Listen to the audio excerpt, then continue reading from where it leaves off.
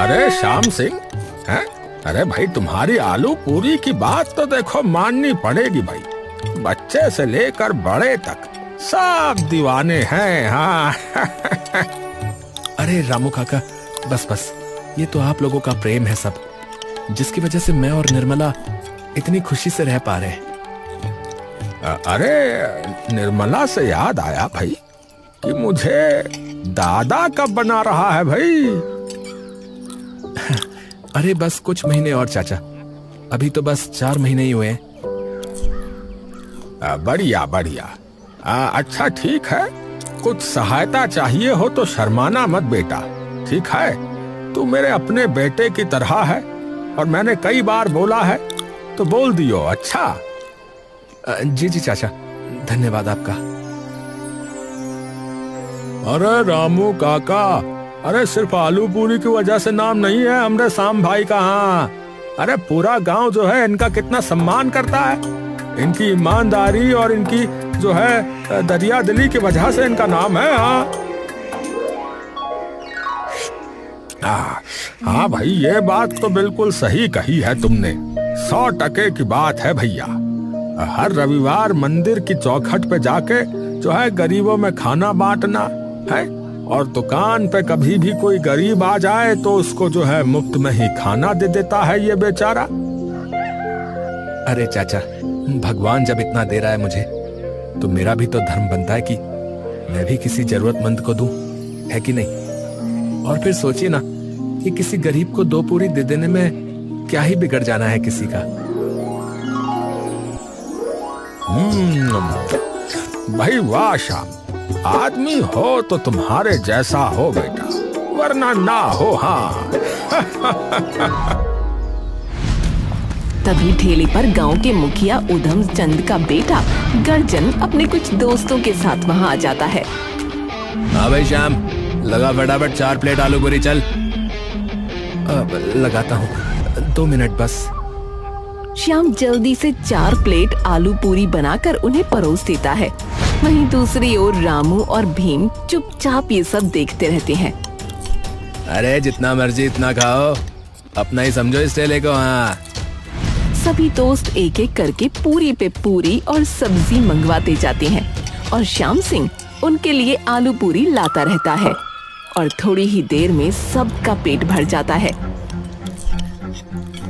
हाँ भाई, कैसा लगा बे? यार बढ़िया यार।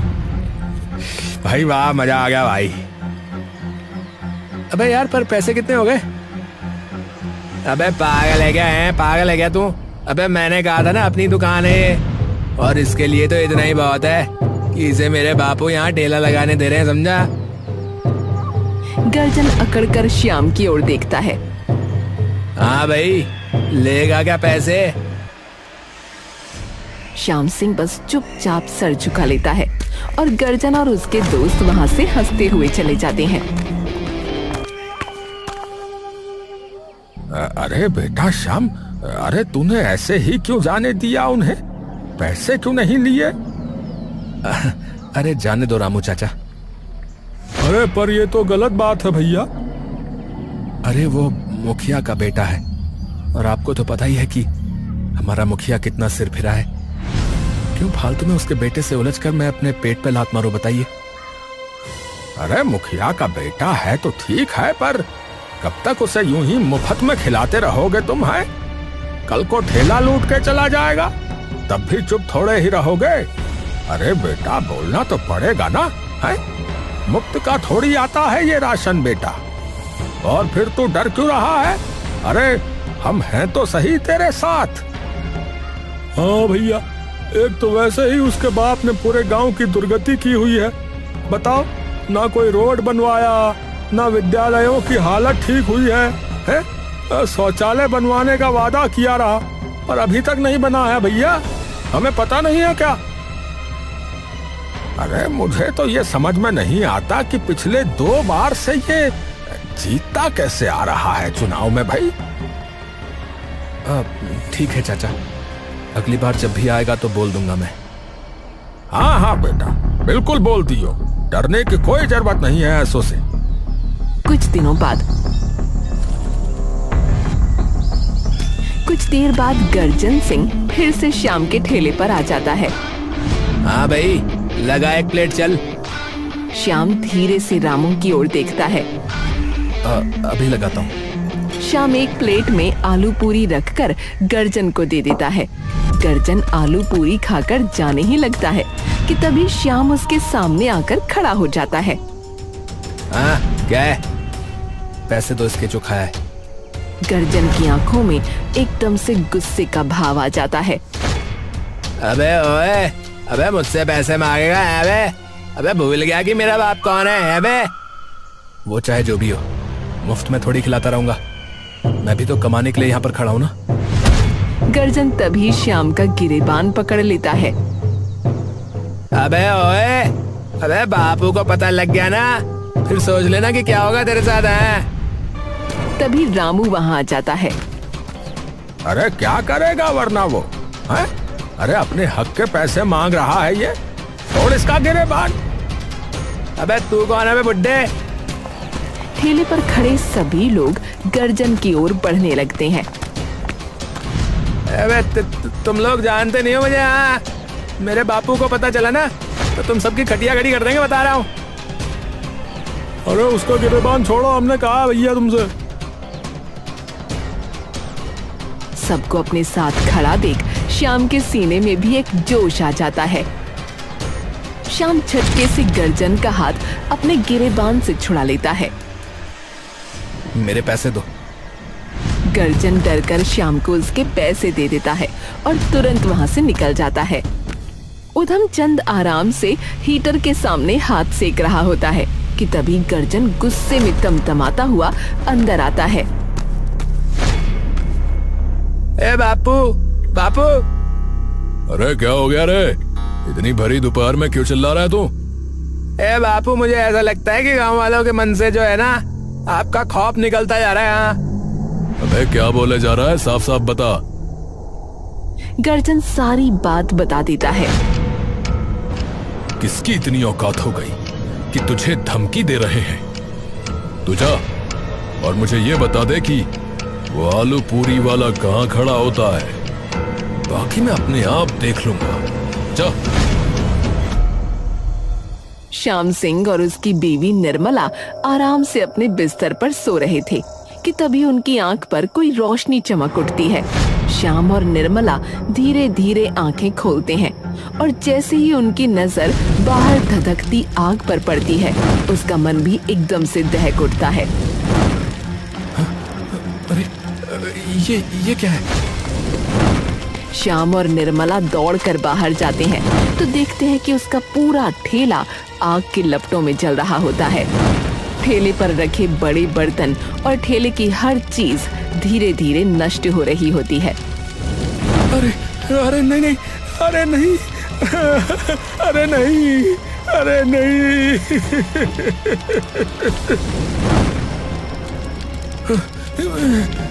पानी, पानी। ये किसने किया? श्याम पानी की बाल्टी डालता है। तभी निर्मला को अपने घर की खिड़की पर एक कागज रखा दिखता है। ये क्या है? क्या हुआ? निर्मला जाकर वो कागज उठा लेती है। बाहर वाली खिड़की पर कोई ये रख कर गया था। क्या लिखा है इसमें? पढ़ना। अब की बार ठेला चलाया है, अगली बार से अगर तूने कुछ कहा मेरे बेटे को तो तेरा पूरा घर राख कर दूंगा। हे भगवान, मैं तो बर्बाद हो गया। अब क्या होगा? अब क्या होगा? हिम्मत मत हारो आप। सुबह रामू चाचा के पास जाना, वो कुछ ना कुछ जरूर करेंगे। शाम दिन चढ़ते ही रामू के घर पहुंचता है। चाचा, रामू चाचा। रामू दौड़ता हुआ बाहर निकल कर आता है। अरे श्याम बेटा, क्या हो गया? रो क्यों रहे हो? क्या हुआ? अरे बेटा बताओ तो सही, क्या हुआ है? श्याम रामू को सारी बात बताकर वो कागज दिखाता है। अरे सत्यानाश हो उस मुखिया का, या मर ही जाए तो बढ़िया हो। है? हमारे गांव की छाती पर रखा पत्थर है एकदम। चाचा, चाचा अब क्या होगा चाचा? अरे चल तू मेरे साथ, हम सब देखते हैं कि क्या हिसाब है उसका। हाँ। रामू श्याम के साथ कुछ और गांव वालों को लेकर सीधा मुखिया के घर के सामने पहुंच जाता है। ए मुखिया, बाहर आ। मुखिया। मुखिया जी, बाहर हल्ला मचाया हुआ उस आलूपुरी वाले ने, और ऊपर से अपने साथ 4-5 लोग और लेकर आया। अरे तो मेरा मुंह क्या देख रहा है? सूद दे सालों को, जाके जा। सभी लोग मुखिया के घर के बाहर खड़े होकर जोर जोर से नारे लगाने लगते हैं कि तभी हरिया और उसके साथ सारे गुंडे वहां आ जाते हैं। हमें तुमसे नहीं, मुखिया जी से बात करनी है। अरे अभी मिलवाते हैं बेटा तुझे मुखिया जी से, रुक जा। हरिया और सभी गुंडे आकर वहां खड़े सभी लोगों पर डंडे की बरसात करते हैं और एक एक करके सभी लोगों को वहां से भगा देते हैं। जानवर कहीं का। निर्मला बेटी, तू कोई चिंता मत कर।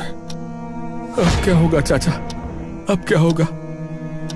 बेटा जब तक उसके पास मुखिया की कुर्सी है ना, तब तक वो यूं ही मनमानी करता रहेगा। खुला सांड हुआ पड़ा है वो कमीना। तो अरे तो क्या, वो डरेगा तभी जब उससे उसकी कुर्सी छिने। हाँ, पर पिछले 2 बार से कोई आसपास भी नहीं आया उसके। अरे क्योंकि कोई भी अच्छा उम्मीदवार था ही नहीं। तो अब की बार किसे खड़ा करेंगे? अरे तुझे और किसे? श्याम रामू को चौंक कर देखता है। अरे क्या बोलते हो चाचा? अरे क्यों, क्या गलत बोला है मैंने? अरे चाचा, मुझे देखिए, मुझे कोई क्यों वोट डालेगा? अरे बेटा मेरी बात सुन, गांव में अगर सबसे ज्यादा सम्मान किसी का है तो वो तेरा है बेटा। जवान से लेके बूढ़े तक तेरे ठेले पे आता था, सिर्फ इसलिए नहीं क्योंकि तू आलू पूरी अच्छी बनाता था, बल्कि इसलिए क्योंकि वो तेरा सम्मान करते हैं बेटा, दिल से। और तुझे भी पता ही है कि जब से ये उधमचंद मुखिया बना है तब से इस गांव की क्या दुर्गति हो गई है। एकदम पिछड़ गया है पूरा गांव। हाँ, पूरा भारत कहाँ निकल गया और ये वहीं का वहीं पड़ा है ये गांव। हाँ चाचा, हाल तो अपने गांव का बुरा है ही। एक सुविधा तक नहीं आई अभी तक। हाँ तो सोच कि अगर तू बन गया तो कम से कम गांव की समस्याओं का तो समाधान होगा कि नहीं? चाचा, बस एक ठेले पे तो उस मुखिया ने इतना बवाल मचा दिया, जो चुनाव में खड़ा हो गया तो पता नहीं क्या ही करेगा। अरे तू एक बार आगे आके तो देख, फिर देख कैसे पूरा गांव तेरे पीछे आके खड़ा हो जाता है। हाँ, अरे कुछ नहीं कर पाएगा वो।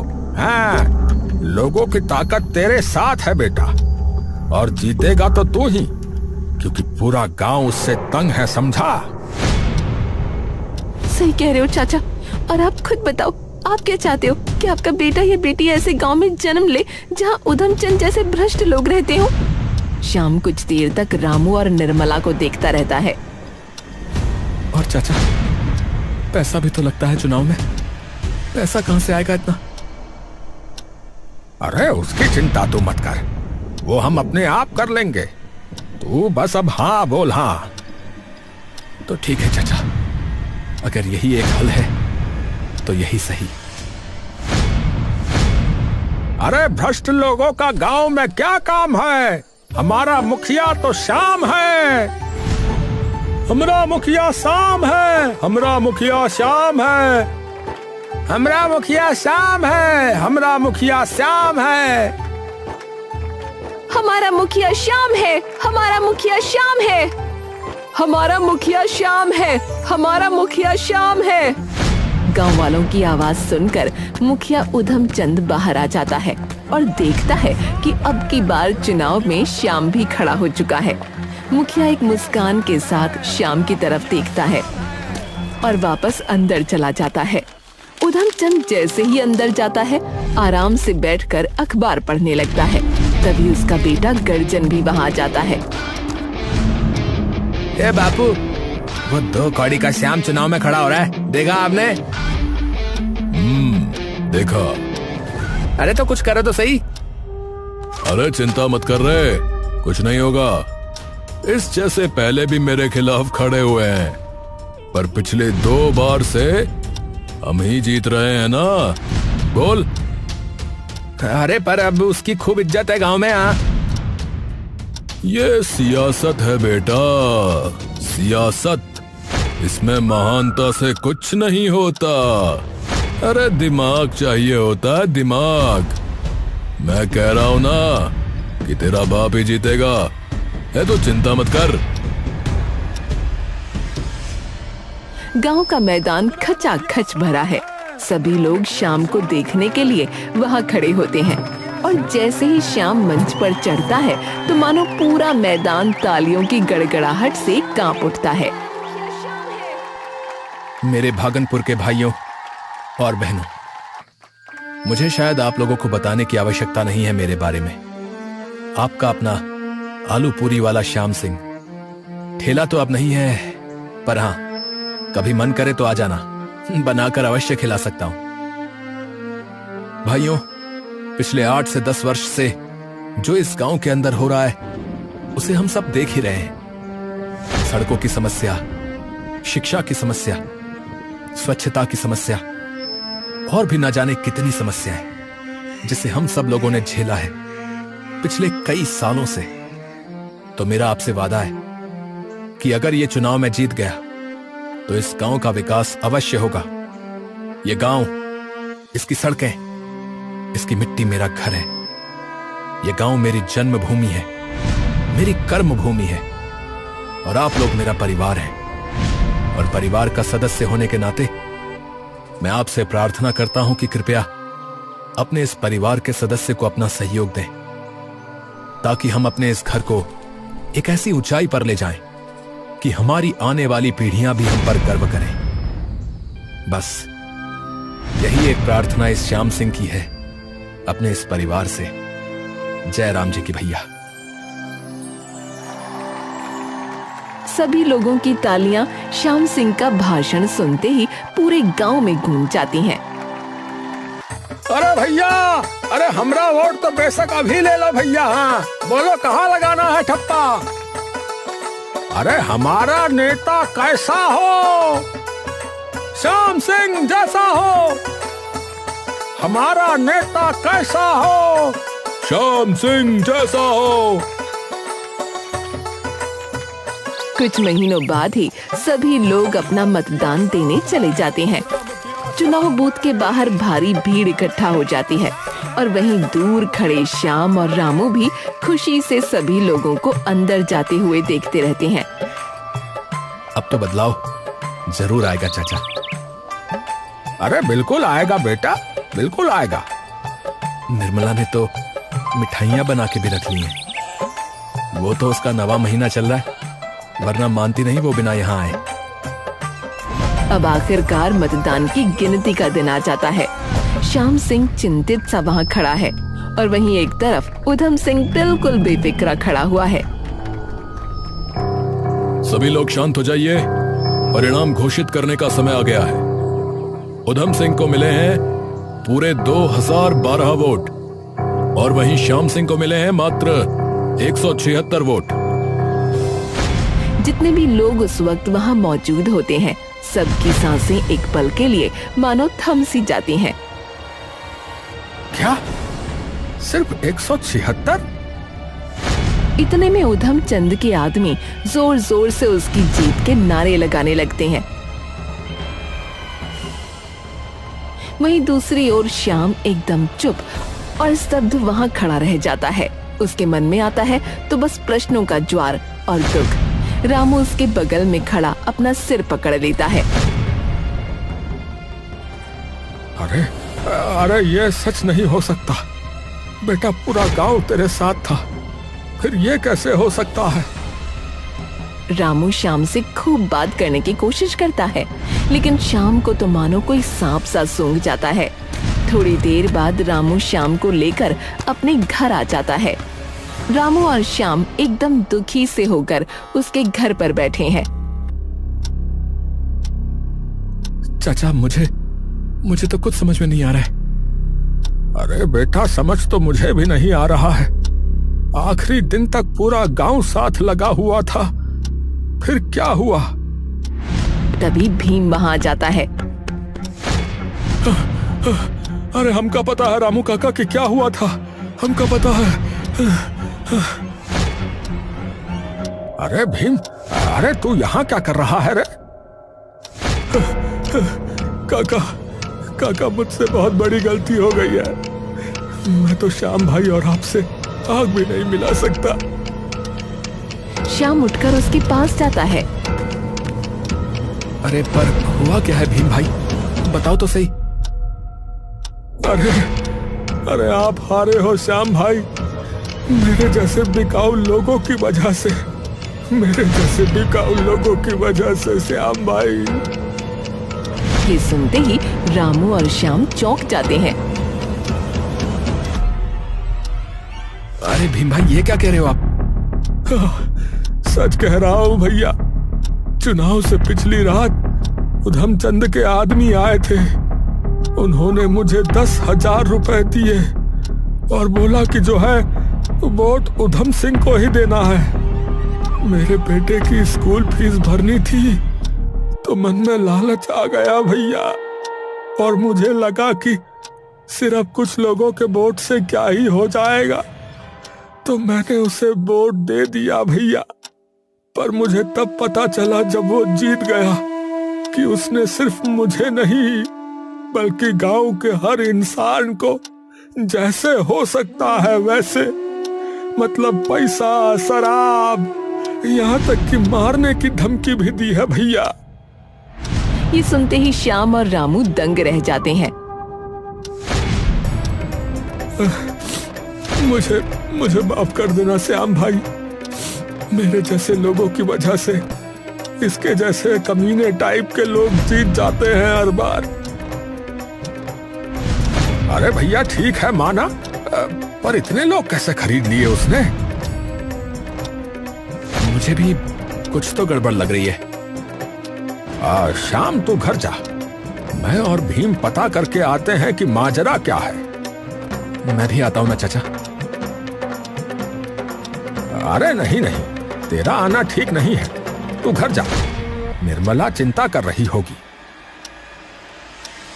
ठीक है चाचा।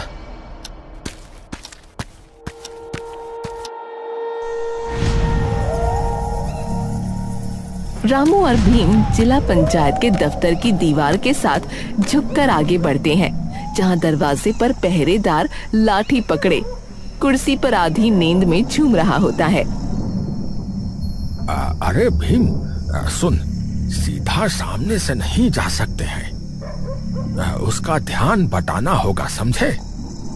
रामू जमीन से एक पत्थर उठाता है और दूर अंधेरी गली की तरफ जोर से फेंक देता है। ठक। कौन है वहाँ? कौन है? अरे भाई कौन है वहाँ? वो आवाज की तरफ चल पड़ता है। दोनों दबे पैर जिला परिषद के दफ्तर के सामने आकर खड़े हो जाते हैं। दरवाजे पर पुराना ताला लटका होता है। भीम एक पत्थर उठाकर उस ताले को तोड़ देता है और सीधा रामू के साथ अंदर घुस जाता है। अंदर होता है तो सिर्फ अंधेरा। रामू तभी अपनी जेब से टॉर्च निकालकर जलाता है और इधर उधर देखने लगता है। रामू धीरे से सभी कागज देखने लगता है। अचानक भीम के हाथ में एक मोटी सी फाइल लग जाती है, जिस पर लिखा होता है मतदान सूची। रामू काका, अरे मिल गया, ये देखो। हाँ, चल लेकर चल इसे फटाफट। पर ये तो जुर्म होगा रामू काका। अरे अगर उधमचंद बना रहा इस गांव का मुखिया तो जुर्म इससे भी बड़ा हो जाएगा, समझा? सोच ले फिर अगले 5 साल कैसे भुगतेगा उसको तू। हाँ। रामू और भीम दौड़ते हुए सीधा श्याम के घर आ जाते हैं। अरे अरे, क्या हुआ? और धीरे बोलना, निर्मला सो रही है। रामू और भीम श्याम को फाइल दिखाते हैं। अरे भैया, अरे घपला बहुत बड़ा हुआ है, साजिश रची है तुम्हारे खिलाफ, साजिश। क्या कह रहे हो भैया? कौन सी साजिश? अरे पहली ये कि आधे लोग तो वोट देने ही नहीं आए भाई, और उनके नाम के सामने वोट का ठप्पा लगा हुआ है। मतलब ये कि इन्होंने वोट दिया है ये बता रहा है। आपको कैसे पता?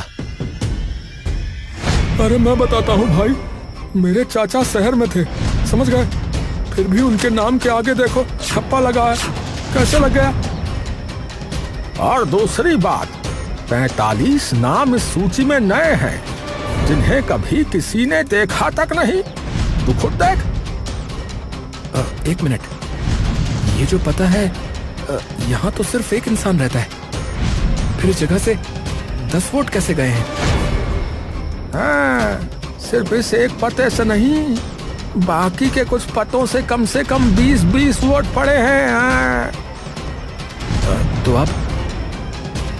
अरे कल सबूत के साथ जाएंगे पुलिस को लेकर जिला पंचायत के दफ्तर, और जो भी इसके पीछे है उसे सजा जरूर दिलवाएंगे। अगले दिन रामू और श्यामू थाने जाकर उस घपले की शिकायत दर्ज कर देते हैं। उस घपले में उधम चंद के साथ जिला पंचायत के कई अफसरों के नाम भी आते हैं।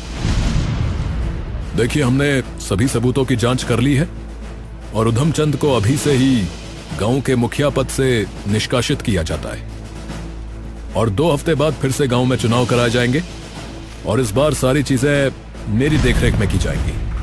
आप निश्चिंत रहिए। आपका बहुत बहुत धन्यवाद डीएम साहब।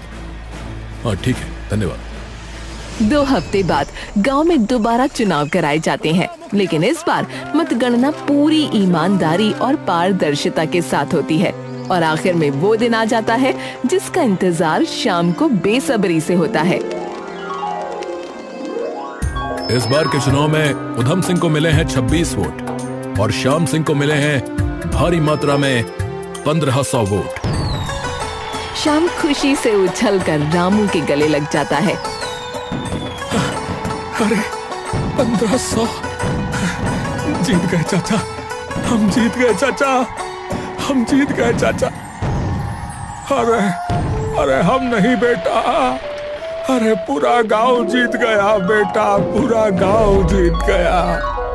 तभी श्याम की नजर वहाँ तंग खड़े उधम सिंह पर पड़ती है। श्याम छाती तान कर उधम सिंह के पास जाता है। क्या हुआ उधम चंद, अब भी मेरा घर चलाओगे? अरे ओ, ये खुशी ज्यादा दिन तक नहीं रहेगी तुम्हारी यहाँ। तुझे लगता है कि मुखिया बनना आसान है, हैं? एक बात तो पक्की है उधम सिंह, कि उसके बारे में तुम्हें कुछ नहीं पता, क्योंकि तुमने कौन सा फर्ज निभाया मुखिया का? बोलो, तुम्हारे लिए तो आसान ही था ना। और अगर दिक्कत आती है तो आए फिर। अपने इस परिवार और अपने आने वाले बच्चे के भविष्य के लिए तो मैं न जाने कितनी परेशानियां झेल सकता हूं, समझे? तभी भीम दूर से चिल्लाता हुआ वहाँ आता है। अरे बहुत बहुत बधाई हो भैया, अरे तुम्हें लड़का हुआ है श्याम भाई। ये सुनते ही श्याम के चेहरे पर एक अनोखी सी मुस्कान आ जाती है। गांव के सभी लोग श्याम को कंधे पर बैठाकर पूरे गांव के चक्कर लगाने लगते हैं, और रामू दूर खड़ा आंखों में आंसू लिए ये सब देखता रहता है। आखिरकार हो ही गया परिवर्तन। जय हो, जय हो।